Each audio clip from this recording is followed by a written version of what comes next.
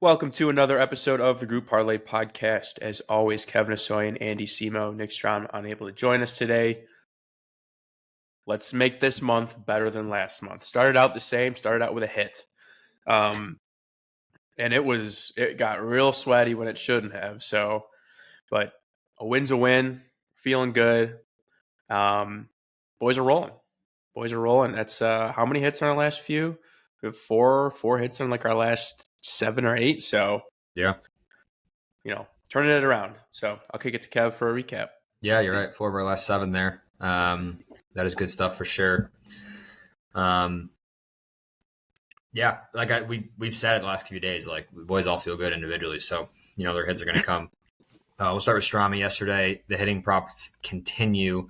He had Alex Bregman over 1.5 hits, runs, RBIs, and I started I think over 2. I then got an RBI single. I think it was ended up with 2 RBIs, so he had 3.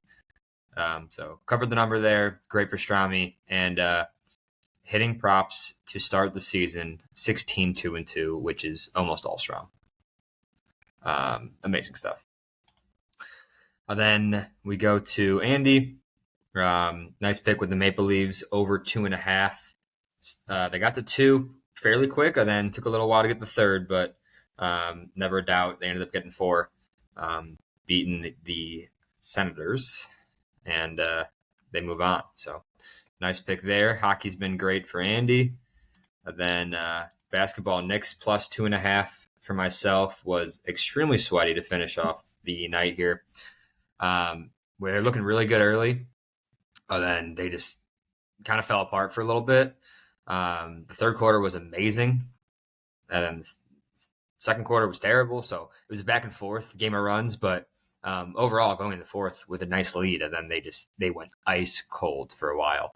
But then Brunson got hot, and we saw that. We posted the kind of the step back move he had with drain the 3. I did not want that game to go to overtime, so I didn't get to lose. I was like, just lose by 1 or 2 at this point. But cash and money line plays on the side, so nice stuff there. Everyone's locked in on their sports. And the pod starts off 1-0, up 4.15 units on the month. So great stuff. Yeah, the playoffs have been great to us, both NBA and NHL. Only one NHL game on tonight, a game I have no interest in touching. It's going to be a battle, but no interest in touching. The Blues haven't lost at home since like January, which is a crazy stat. So, and the Jets are the best team in the league. Taking the Jets. Yeah, I just fade St. Louis. Just don't want them to win. Yeah. Yep. So we move on. Another day. So let's get into it. I'll start with myself. I'm going to go Astros minus 1.5. They are playing the White Sox. That should pretty much tell you everything you need to know. But the White Sox, they have 8 wins. They have only won back-to-back days one time. And that came back all the way in April. Astros have scored 25 runs over the last 4 games. Their offense is turning it around. They have their ace, Framber Valdez, going. Outside of 2 starts to the Cardinals and the Giants, he hasn't given up more than 2 runs. He just went 8 innings of 2-run ball in his last outing and took the L.